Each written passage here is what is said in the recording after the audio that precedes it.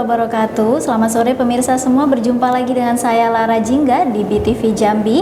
Yang pastinya pada sore hari ini kita akan membahas isu-isu yang menarik serta terhangat yang ada di Provinsi Jambi. Dan pada sore hari ini kita sudah kedatangan tamu dari BKKBN Provinsi Jambi dengan Bapak Dr. Munawar Ibrahim, SKP MPH. Selamat sore Bapak. Selamat. Dan di sebelahnya sudah ada Ibu cantik dari BKKBN Provinsi Jambi, yaitu Ibu Novitasari SPD MM. Selamat sore Ibu. Sore. Apa kabarnya nih Bu? Alhamdulillah baik.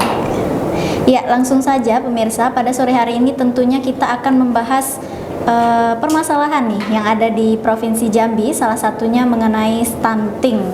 Cukup menarik ya Pak ya, Bu, permasalahannya yang akan kita bahas pada sore hari ini. Dan tentunya semoga tayangan ini bisa bermanfaat untuk pemirsa yang ada di rumah, karena nantinya akan menambah ilmu pengetahuan dan juga ilmu-ilmu baru bagi pemirsa yang ada di rumah. Langsung saja nih Pak, untuk pertanyaan yang pertama mengenai stunting. Apa saja upaya yang telah dilakukan oleh BKKBN dalam rangka percepatan penurunan stunting?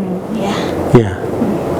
Baik, saya coba tanggapi bahwa sejak BKKBN ditunjuk sebagai koordinator percepatan penurunan stunting oleh Bapak Presiden, dari pusat sampai ke daerah kita telah lakukan banyak hal, terutama yang sangat krusial sekali adalah pendataan keluarga.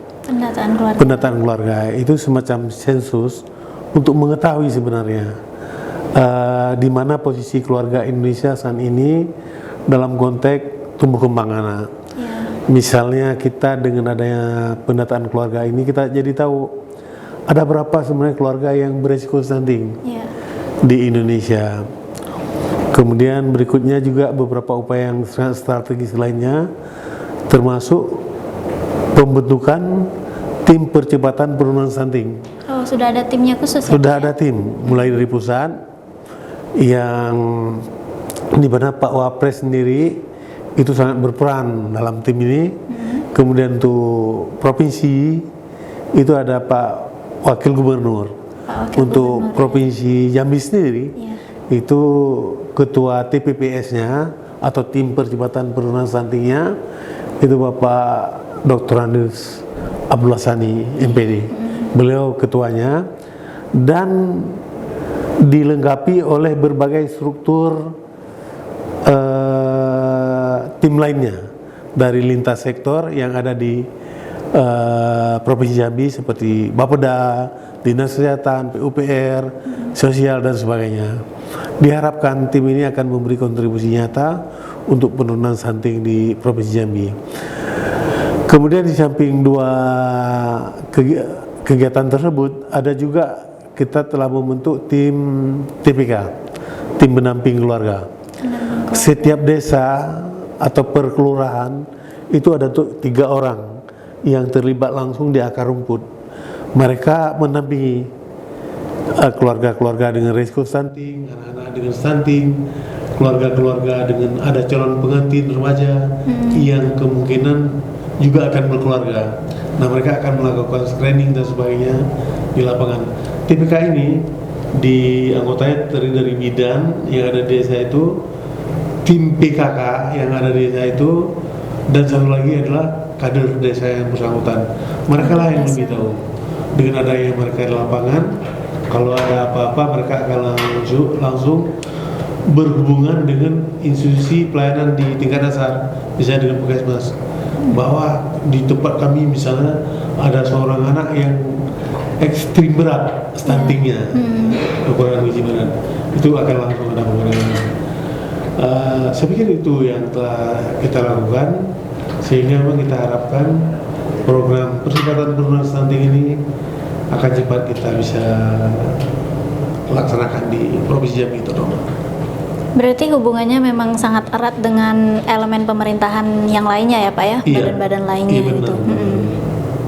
Baik, tadi sudah kita dengarkan bersama-sama jawaban dari Bapak Dr. Munawar SKP MPH, dan selanjutnya mungkin dari Ibu Novitasari ada yang ingin ditambahkan? Baik Mbak, terima kasih. Tadi sudah disampaikan oleh Bapak Kepala Perwakilan bahwa upaya yang sudah kita lakukan diantaranya adalah adalah penyediaan data keluarga beresiko stunting yang berasal dari pendataan keluarga tahun 2021. Kemudian kita sudah melakukan upaya pendampingan dari tim pendamping keluarga yang sudah kita rekrut tadi, baik itu pendampingan kepada calon pengantin atau calon pasangan usia subur maupun pendampingan kepada anak stunting itu sendiri yang dilakukan oleh tim pendamping keluarga kita di lapangan. Kemudian jauh lebih penting dari itu, kita juga sudah mengupayakan adanya kegiatan audit kasus stunting ya yang sudah dilaksanakan di beberapa kabupaten kota. Ini merupakan program baru BKKBN di mana selama ini kasus-kasus stunting yang ada di lapangan sangat minim sekali intervensinya, sehingga belum ada upaya-upaya perbaikan tata laksana perbaikan dari kasus stunting itu sendiri. Dan untuk melakukan audit kasus stunting ini kita sudah melibatkan tim pakar dari berbagai organisasi profesi, diantaranya adalah dari Ikatan Dokter Anak Indonesia, dokter spesialis anak, kemudian dari dokter kandungan, spesialis kandungan, kemudian dari psikolog, dan terakhir dari ahli gizi. Jadi semua rekomendasi atau masukan dari tim pakar ini sangat membantu kita dalam upaya perbaikan tata laksana terhadap kasus stunting yang ada di setiap desa di Provinsi Jambi khususnya. Iya. Baik pemirsa, tadi kita sudah mendengarkan nih penjelasan dan juga penjabaran dari Bapak dan juga Ibu terkait dengan percepatan penurunan stunting. Dan tadi Bapak dan juga Ibu sudah menyenggol sedikit mengenai tentang audit kasus stunting. Nah, yang jadi pertanyaan baru nih Pak, Bu, audit kasus stunting apakah ini sama dengan audit keuangan? Ya, silakan gitu ya, Bapak. saya coba nanti. Sebenarnya dari segi asal kata audit, ya audit aja. Iya. Ya kan? Masalahnya beda, tentu saja objeknya yang beda. Iya, betul. Karena di audit keuangan yang menjadi anggaran, Ya. kalau stunting tentu saja kasus stuntingnya sendiri Iya. review. Kita ingin tahu sebenarnya dengan dilaksanakan audit ini penyebabnya apa, kapan terjadi, bagaimana lingkungan dan segala macam. Seperti dijelaskan Bu Nogi tadi, bahwa ini melibatkan banyak para pakar yang memang pakar-pakar ini sangat menguasai. Sebenarnya seseorang itu sampai terjadi stunting ini apa penyebabnya, ya kan?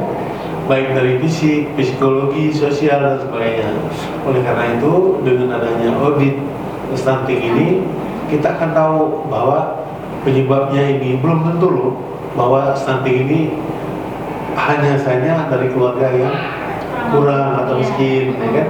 Bisa juga keluarga kaya tapi salah pola asuh, cara pemberian makanan, hubungan antar keluarga, kekerabatan dan sebagainya. Kompleksitas masalah ini yang ingin diuraikan oleh tim ini sehingga akan keluar beberapa rekomendasi nanti. Rekomendasi inilah yang akan kita laksanakan dengan harapan sesuai dengan permasalahannya sehingga masalah stunting di Provinsi Jambi khususnya benar-benar bisa kita eliminir dalam waktu tidak lama lagi. Iya. Sampai tahun 2024 lah batas kita ya. Semoga terrealisasi nih ya Pak ya. Benar. Iya. Dan untuk Ibu mungkin ada yang ingin ditambahkan Bu dari jawaban Bapak? Iya, tadi setuju sekali apa yang sudah disebutkan oleh Bapak. Sebenarnya kita ingin melihat nantinya pada akhirnya apakah kasus ini benar-benar kasus stunting, karena sebagaimana disebutkan oleh dokter spesialis anak kebanyakan bahwa tidak semudah itu kita mengatakan stunting. Pak Kepala BKKBN RI, Bapak Soehardoyo sering menyebutkan bahwa tidak semua anak pendek itu stunting, tapi stunting pasti pendek. Nah, implikasinya adalah ketika anak sudah diukur dengan standar deviasi dengan alat antropometri ya, alat standar yang digunakan untuk mengukur anak stunting, yaitu berdasarkan Perpres 72 tahun 2021. Standarnya itu adalah -2 standar deviasi, sehingga kita harus tahu dulu nih apa itu stunting. Jadi stunting itu adalah gangguan pertumbuhan yang terjadi pada seorang anak akibat kekurangan gizi kronis yang terjadi pada 1000 hari pertama kehidupan anak. Gangguan gizi kronis. Iya. Ya. Kemudian anak yang lain ini ternyata dia stunting karena penyebab yang lain, sehingga rekomendasi yang ditawarkan oleh tim ahli nantinya akan berbeda. Anak yang memang murni stunting karena gizi dengan anak dengan kondisi riwayat lainnya seperti itu. Berarti memang harus diteliti dulu dia ini stuntingnya karena apa ya? Iya, Bu, ya? tidak mudah sebenarnya mengatakan bahwa seorang anak itu memang betul-betul stunting murni dari status gizinya. Wah, sangat menarik nih ya pembahasan kita pada sore hari ini, Pak, Bu. Terutama untuk saya pribadi juga sangat menambahkan ilmu baru gitu ya. Dan untuk yang selanjutnya nih, Pak, Bu, mengenai apakah sudah ada yang melaksanakan audit kasus stunting ini? Bisa tolong dijelaskan contoh audit kasus stunting yang telah dilaksanakan? Ini kita sudah melaksanakan di hampir 60% di Kabupaten Goa, Di Provinsi di Jambi, Provinsi ya, Pak? Jambi telah kita laksanakan. Saya pikir tinggal 4 lagi kabupaten yang akan segera mungkin minggu ini akan muncul, sehingga pada akhirnya kita sudah ada hasil akhir tentang audit stunting di Provinsi Jambi. Boleh mungkin disebutkan Pak kabupaten apa saja nih? Mungkin Bu Novi ini ingat. Oh ya, Ibu Novi menambahkan ya. Yang sudah dilaksanakan pertama kali itu di Kota Jambi, Kota Jambi. kemudian Tanjung Jabung Timur, kemudian Kabupaten Tebo, Kabupaten Sungai Penuh, Kabupaten Tanjung Jabung Barat, kemudian Kabupaten Muaro Jambi. Muaro Jambi, ya, Muaro Jambi sudah. Nah, sisanya kita sedang menunggu jadwal mereka yang katanya insya Allah dalam waktu dekat, dalam minggu ini mereka akan segera melaksanakan. Baik pemirsa, tadi kita sudah sedikit nih mengulik dan juga mendengarkan penjabaran dari Bapak dan juga Ibu terkait dengan kasus stunting yang ada di Provinsi Jambi dan langkah-langkah apa saja yang dilakukan BKKBN Provinsi Jambi untuk melakukan ataupun berjuang untuk menurunkan angka stunting di Provinsi Jambi. Dan kali ini Pak, Bu, saya mohon izin untuk sedikit nih membahas agak di luar stunting tadi, tapi masih berkaitan dengan BKKBN Provinsi Jambi mengenai aplikasi yang baru ada di BKKBN Provinsi Jambi mengenai screening pranikah dengan aplikasi LC Meal. Wah, menarik nih pemirsa. Aplikasi seperti apa itu? Mungkin bisa Bapak dan Ibu jelaskan, dan terkait itu apakah jika tidak ideal maka calon pengantin akan gagal menikah nih. Wah, menarik nih pastinya ini ya. Iya. Ya, silakan Bapak. Baik. Saya akan coba jelaskan latar belakangnya saja. Nanti Iya. dilanjutkan Bu Novi ya. Iya, Pak. Kita ketahui salah satu kontributor penyebab anak-anak stunting di negara kita meningkat itu karena perkawinan remaja. Perkawinan remaja. Remaja kita dalam usia yang masih sangat labil, di samping memang sangat muda, karena ada potensi perkawinan dini, juga ada masalah yang kaitannya dengan keadaan kehidupan remaja sendiri. Mungkin sedang dia sukanya main-main, Iya. suka jalan-jalan, pakai pakaian yang masih ketat apa segala macam. Artinya apa? Dia ingin tubuhnya yang ideal apa segala macam. Tiba-tiba karena ada yang nawarin atau keluarga memutuskan untuk mengawinkannya, dia ikut saja. Sebenarnya ada pertanyaan menarik di belakang itu. Siapkah dia untuk kawin dan hamil? Iya. Oleh karena itu, aplikasi LC Meal ini akan sangat bermanfaat. Ini Bu Novi ini ahlinya, akan menjelaskan. Silakan. Ya, silakan Bu, boleh ditambahkan. Oke, memang betul Mbak, LC Meal ini adalah program baru. Program Jadi suatu bentuk aplikasi, kepanjangannya adalah elektronik siap nikah dan siap hamil. Gitu. Jadi si calon pengantin itu ketika setelah di screening dengan menggunakan aplikasi LC Meal, ternyata dia belum cukup idealnya untuk menikah. Lantas apakah kita harus melarang sementara dia sudah mempersiapkan jauh-jauh hari untuk menyebarin undangan segala macam? Nah, kita tidak melarang si calon pengantin untuk menikah. Namun apa yang kita lakukan adalah mendampingi 3 bulan minimal sebelum menikah, sehingga nantinya ketika dia mau merencanakan punya anak kehamilan pertama, dia sudah cukup ideal untuk melahirkan. Kondisi tubuhnya, kemudian kesehatan reproduksinya, kemudian dari sisi misalnya gizinya, kemudian dari sisi lingkar lengannya itu sudah cukup ideal, indeks massa tubuhnya, kemudian kadar hemoglobin dalam darahnya. Jadi hal-hal yang seperti itulah yang bisa kita intervensi kepada calon pengantin atau calon pasangan usia subur sehingga mereka siap untuk menjadi seorang ibu nanti. Artinya begini, saya tambahkan, jadi menikah itu nggak kita larang, mungkin menikah aja. Cuma barangkali kita beri alternatif dengan pendampingan tadi. Barangkali ini jangan hamil dulu, misalnya kan. Misalnya kalau HB-nya di bawah 11 itu mungkin ya upaya-upaya untuk meningkat HB atau indeks massa tubuh yang kurang. Berarti perlu waktu untuk meningkatkan massa tubuh. Nilainya kurang ya, lingkar lengannya masih kurang. Berarti kita beri waktu untuk meningkatkan. Baru dia boleh hamil nanti kemudian. Jadi yang kita tunda di sini bukan perkawinannya, kehamilannya malah ada upaya. Jadi tetap dia akan melahirkan nanti ketika dia mau udah siap. Otomatis kita akan mengurangi setiap tahunnya jumlah anak yang akan lahir dengan stunting. Karena terhitung HBK itu kan sejak pembuahan, sejak malam pertama itu, sejak malam pertama terjadi konsepsi sampai usia 1000 hari atau 100 tahun. Itu yang periode masuk kata ekonomi tadi. Oleh karena itu masa-masa yang penting, sehingga kalau harus terjadi pembuahan ketika benar-benar jatinnya itu udah siap. Sudah siap ya. Iya. Dengan adanya pendampingan ini tentunya sangat bermanfaat sekali ya Pak Iya. untuk calon pengantin yang mau menikah nih. Dan pertanyaan yang selanjutnya nih Pak, Bu, apa saja kesiapan yang harus dimiliki oleh calon pengantin sehingga bisa dikatakan ideal untuk menikah? Ya, jadi tadi juga sudah saya sebutkan ya Mbak bahwa ada beberapa indikator yang bisa kita pastikan bahwa seorang calon pengantin itu sudah cukup ideal. Yang pertama adalah usia pernikahannya. Jadi kita harus memastikan bahwa cantik itu menikah pada usia 21 tahun bagi perempuan dan 25 tahun bagi laki-laki. Iya. Gitu. Kalaupun seandainya dia menikah di bawah usia ideal tadi, ya balik lagi tadi kita harus lakukan upaya penundaan dulu nih, tunda dulu sampai kondisinya nanti 21 tahun baru hamil ya. Iya. Gitu.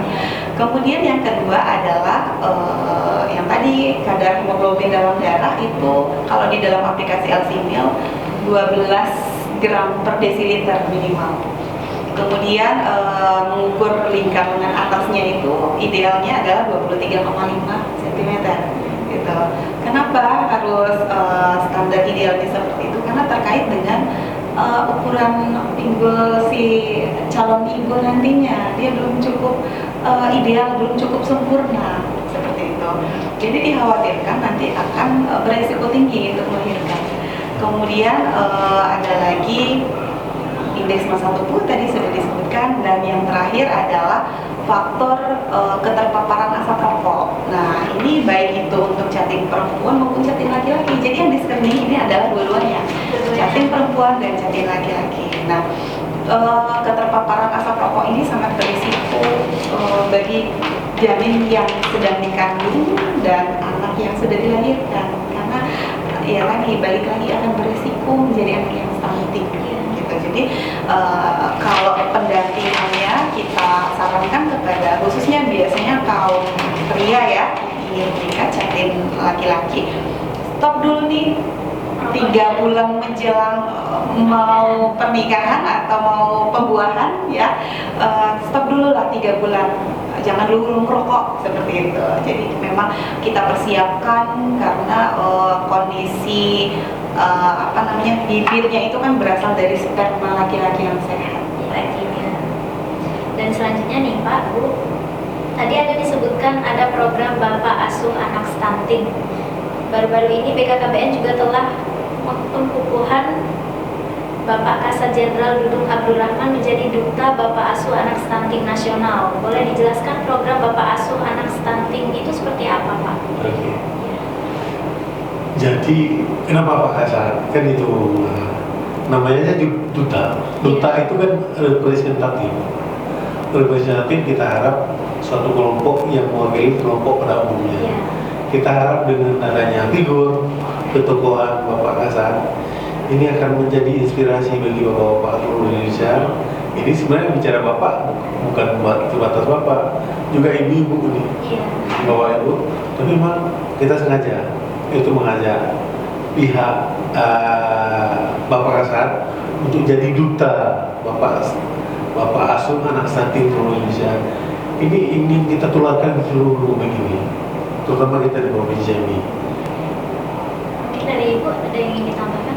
Ya, baik. Jadi selama ini upaya yang sudah dilakukan hanya dari sektor pemerintah saja. Nah, jadi program Bapak Asuh Anak Stunting ini merupakan suatu platform baru ya Mbak, yang melibatkan pemangku kepentingan, ya baik itu perorangan, perusahaan maupun masyarakat atau organisasi profesi. Kita butuh bantuan atau dukungan mereka dalam upaya percepatan penurunan stunting. Jadi paket manfaat yang bisa kita tawarkan bagi siapapun yang ingin menjadi Bapak Asuh Anak Stunting, yaitu bisa berupa pemberian bantuan makanan tambahan, ya terutama untuk anak yang stunting itu sendiri, karena kan anak stunting itu butuh makanan tambahan ya untuk meningkatkan cakupan gizinya tadi. Nah, bantuan makanan tambahan ini kita kalau bisa selama 6 bulan berturut-turut, karena nanti akan kelihatan bentuk perubahan status gizi seorang anak. Kalau misalnya kita hanya memberikan dalam 2 bulan ya nggak akan kelihatan seperti itu. Nah, kemudian paket manfaat yang kedua adalah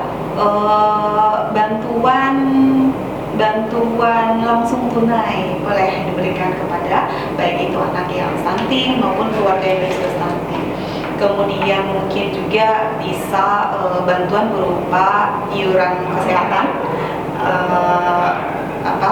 bayaran jaminan kesehatan kepada keluarga yang berisiko stunting tadi. Kemudian juga bisa dalam bentuk apapun itu, termasuk edukasi atau apapun, namun memang kita sarankan, rekomendasikan bantuannya itu dalam waktu minimal 6 bulan seperti itu. Nah, kenapa kita sangat berharap sekali dengan bantuan TNI, karena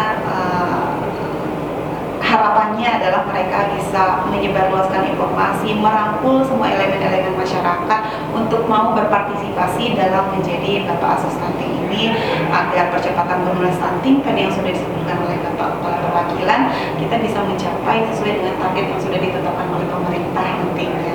Secara nasional itu 14% dan Provinsi Jambi kita harapkan bisa mencapai 12% nanti di tahun 2020. Seperti itu. Jadi programnya tadi ada 3 ya Bu ya, yang disebutkan. Bantuan tadi yang pertama bantuan makanan tambahan, uang tunai, dan juga pembayaran iuran kesehatan. Atau jika memungkinkan pun sesuai dengan kebutuhan sasaran kita tadi, boleh saja memberikan bantuan dalam hal apapun seperti itu. Yang jelas untuk berkontribusi dalam rangka percepatan penurunan stunting. Baik pemirsa, jangan lupa saksikan terus BTV Jambi, cerdas bersinergi, dan sampai jumpa. Saya Lara Jingga mohon undur diri. Terima kasih. Wassalamualaikum warahmatullahi wabarakatuh. Waalaikumsalam warahmatullahi wabarakatuh. Terima kasih Pak sudah hadir.